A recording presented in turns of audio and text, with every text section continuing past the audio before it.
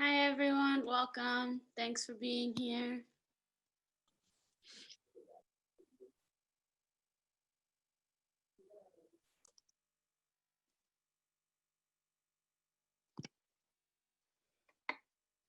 How's everyone doing on this Friday afternoon? Good. Good. Friday the 13th, so far so good. That's right.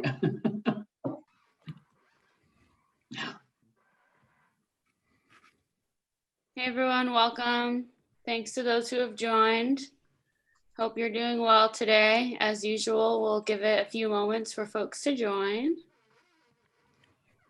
Good to see so many faces on the call today.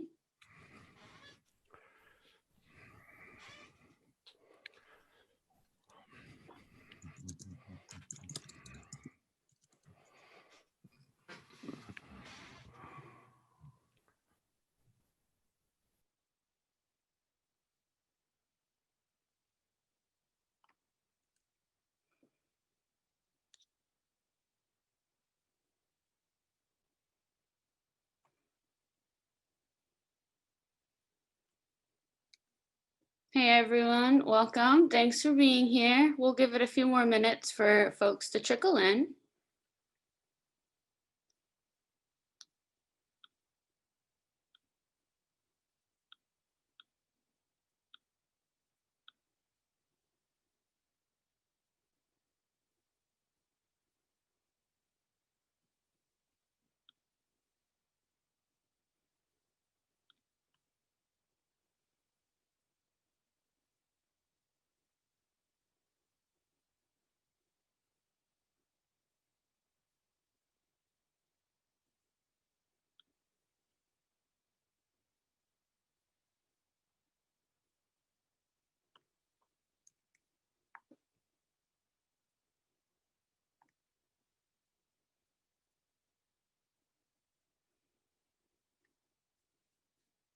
Okay, it's 12:03. Still only have about 15 folks on. Usually we have more join, so we'll just give it another moment or two for people to tune in. This group usually joins around like 12:05, so we'll just give them more time. Tori, you can always start telling jokes for us. Oh no. How about you tell jokes, Mitch? I won't tell any jokes, but I'll just say that it's a busy time and that I would pray for everybody because there's a lot of potential opportunity and not so good opportunities, but we're going to pray for hope. And I hope everybody will join me in praying for hope for the next few months as we try to move forward. And even for the next month, because there's a couple things that are out there policy-wise that we'd really like to see accomplished in the lame duck. So keep your prayers up, and if you ever want to know more, we can have a policy discussion at a separate date, but love to have your thoughts on that. So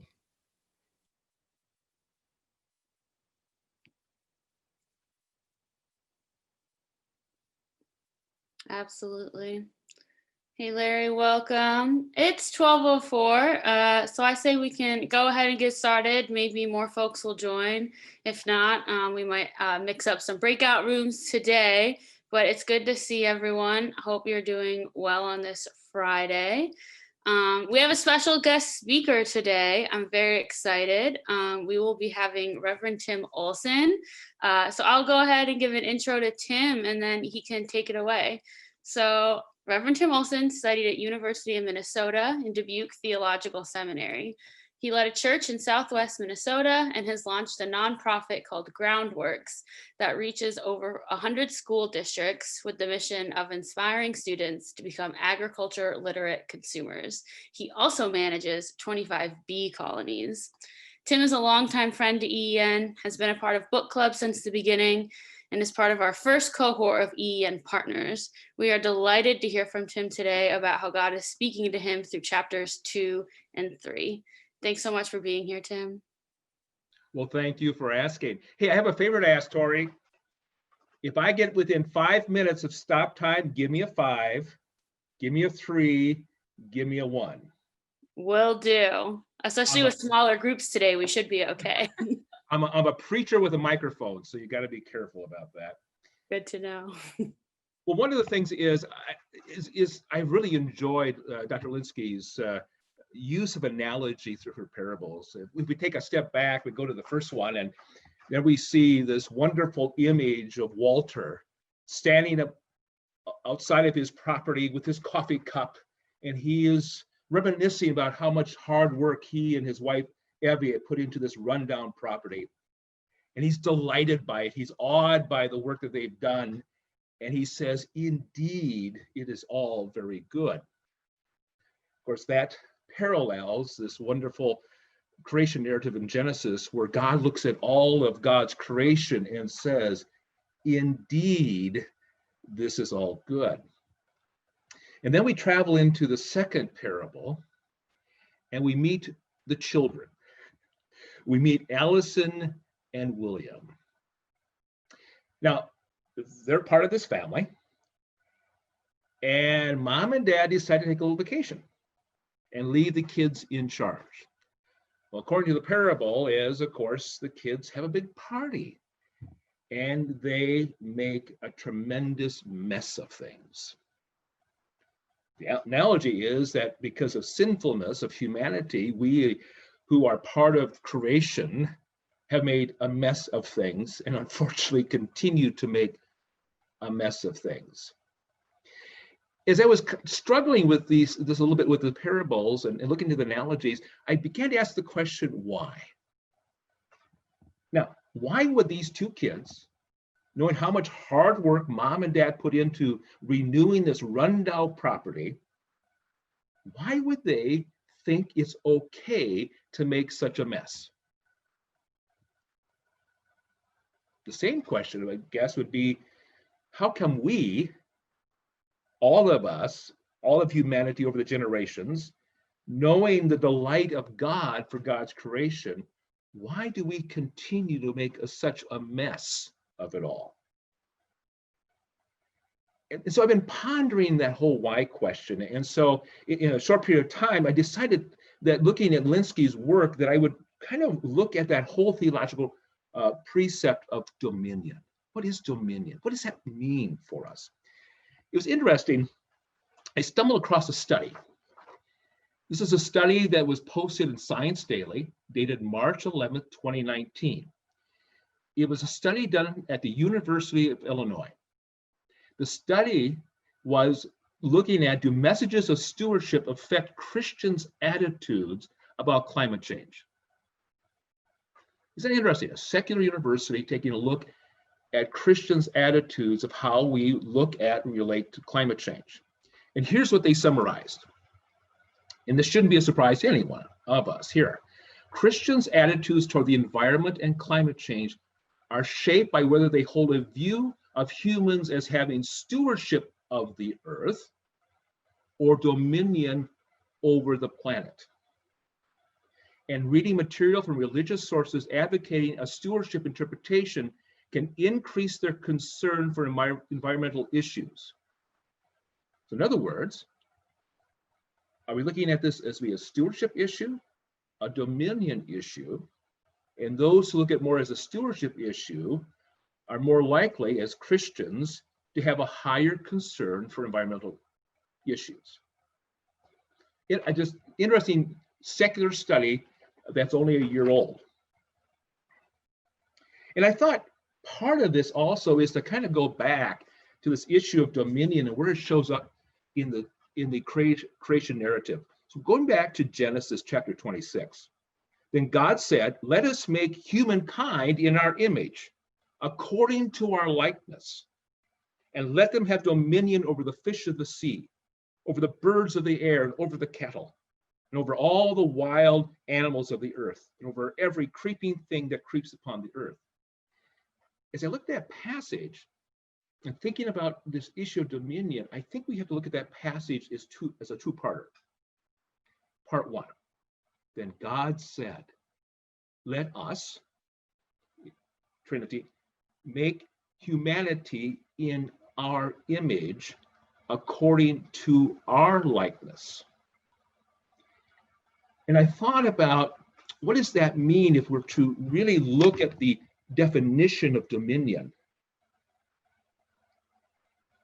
Is that first part of that passage is our call to be image bearers of God, to be in the likeness of God, to carry out the very nature and character of God. In fact, I look at this as almost a job description. Here are the qualifications that God gives to us, saying, if you want dominion over my creation, you got to do this first. You have to have these qualifications first. You have to be in the likeness of me.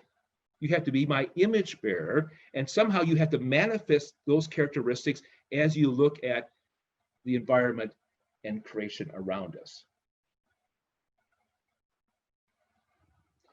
So that to me becomes the first piece.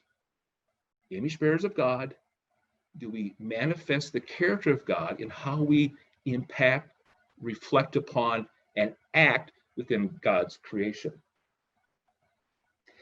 Then for me, the why question continues. Going back to, again, that first parable and Walter just reflecting upon the hard work that he and Evie have accomplished. Now, the question I have is, did the children have a part in that? The parable doesn't say. It was the work of Walter and Evie, but we don't know from the parable if Allison and William were part of that renewal of that property. And in the second parable, we learn the kids make a mess, but it doesn't say whether or not the kids had to clean up the mess. Were they part of the new heaven and new earth crowd? The belief that we can mess up creation because God's going to clean it all up someday and give us something brand new to work with. And I wondered, as reading that second parable, were Allison and William connected to the delight of their parents' good work? Or were they detached and simply users of their parents' good work for their enjoyment? Again, it goes back to the understanding about dominion. What do we do with that? Are we simply users of God's creation, or somehow are we connected with that good work so we can truly be image bearers and live out the nature and character of God? I was thinking also about our connection and how our connection with God and God's creation really influences our understanding of dominion. One of the wonderful hymns by C. Austin Miles, great hymn. I come to the garden alone while the dew is still on the roses, and the voice I hear sounding in my ear, the Son of God discloses. I walk with him and I talk with him, and he tells me I am his own. And the joy I feel as I tarry here than other have I ever known. This hymn speaks of a relationship, connection, and intimacy with God in the midst of the garden. And I thought about, as we look at that second parable, about the sinfulness of humanity that's illustrated in the messiness of the teenagers. Again, I'm drawn back to the scriptures, back to Genesis, and looking at chapter 3, verses 8. This is the story where Adam and Eve discover they're sinners and are trying to hide from God. We pick this up. They heard the sound of the Lord God walking in the garden at the time of the evening breeze, and the man and his wife hid themselves in the presence of God among the trees of the garden.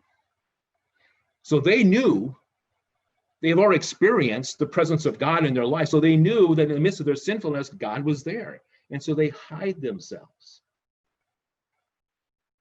So as we think about dominion, as we think about, is it dominion versus stewardship, dominion as stewardship perhaps, where does our relationship with God come into this? And how does this tie then into creation? One of the things that's fascinating to me is what happens at church camps. How many of you went to church camp? You had church camp experience? As a pastor, I remember hearing the stories of kids going to camp. And many rediscovered or discovered a relationship with Christ or rediscovered a relationship with Christ.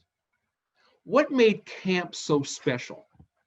Why didn't that same testimony be heard after one of my great sermons? Or why wasn't it heard in Sunday school or vacation Bible school? What was it about church camp that allowed for this child and some adults to hear the voice of God? Just as Adam and Eve were aware of God in the garden, just as the hymn talks about, I come to the garden alone, and the voice I hear. What was it about that church camp experience? Oftentimes it was in a place that had natural surroundings. Maybe there was a lake. Oftentimes campers were separated from their screens, their phones were set aside, and so they had a focus. And I'm wondering, when that happens, do we experience that quiet voice of God in creation? And if we understand that voice, how does that influence our understanding of dominion over creation?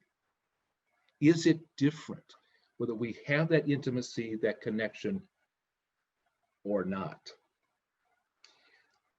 I have in my library, I have the writings of several secular writers in the area of environmentalism.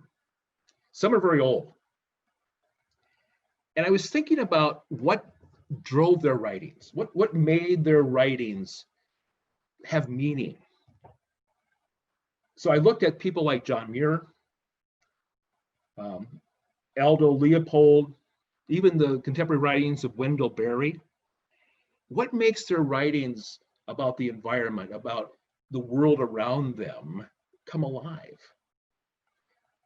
And for me, it was because they're in the midst of it.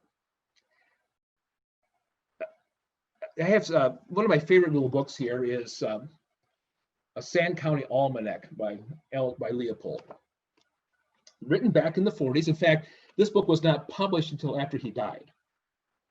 There seems to be a resurgence in its interest as we look at creation, as we look at the environment. There seems to be a resurgence. In fact, there's a brand new edition of this book that just came out this year. I live in rural Minnesota and work in rural South Dakota. And so Leopold's conversation about land ethics, he writes this: ethics are demonstrated by the way people live their lives. When a person cares about someone or something, their actions convey that care and respect and invite the same in return.